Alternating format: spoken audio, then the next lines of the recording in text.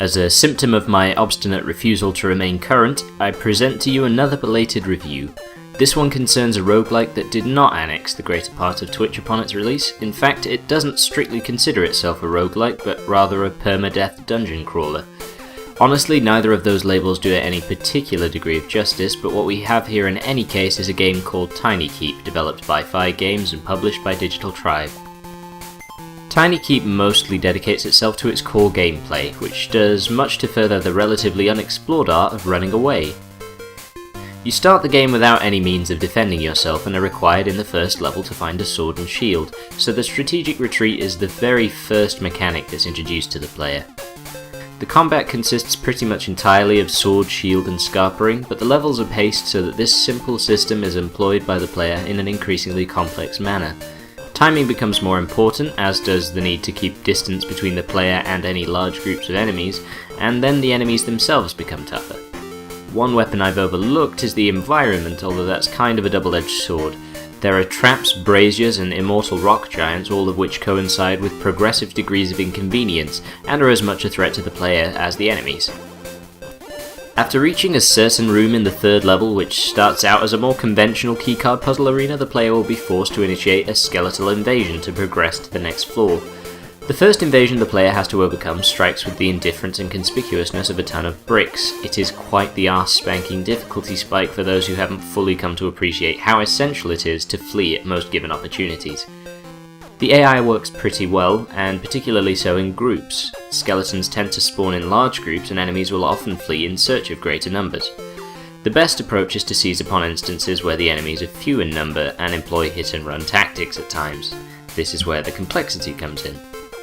After overcoming the fiery baptism of the first invasion, the trend will probably be that each new stage offers a new, unforeseen way to die, and so the early couple of floors can become a bit tedious, even though with practice they end up just taking about 5 to 10 minutes of playtime.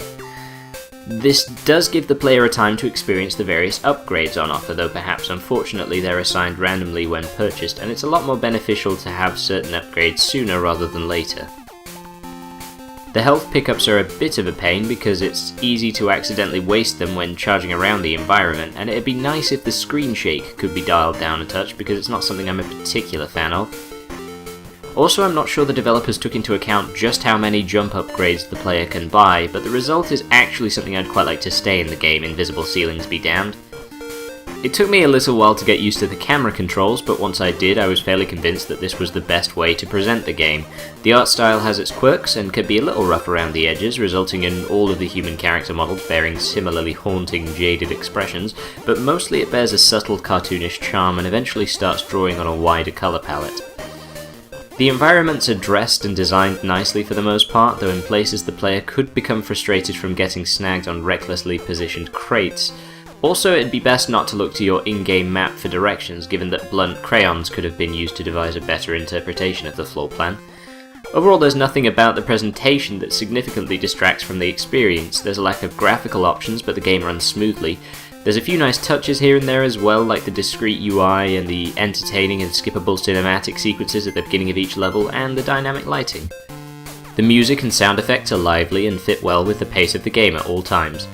The spoonfuls of exposition that you do receive in the game are delivered by your loose affiliate Maggie via some well-delivered voice acting.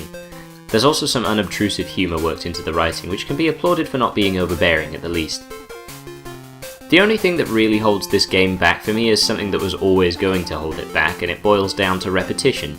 There was the inevitable phase where I started progressing so far before dying that it was becoming harder to want to try again, but I knew that I was implicitly forced to.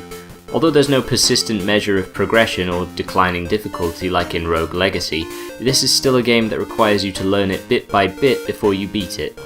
You're not supposed to succeed until after a minimum amount of failed attempts, and although there isn't any explicit grinding of the kind Rogue Legacy is based around, it's still there in spirit, and it's more demanding if anything. The rewards of the persistent upgrade system are permanent, whereas the memorization of tactics for beating each level in TinyKeep can degrade and expire if not exercised after a certain time. I still prefer the latter system, and I think it's a better approach to the design, but that's the long and short of why I tend not to play roguelikes or roguelike-likes for very long. Having said that, TinyKeep actually has a gratifyingly reasonable lifespan for that kind of game. I first beat the game after about 6 hours, spread across something like 9 or 10 attempts.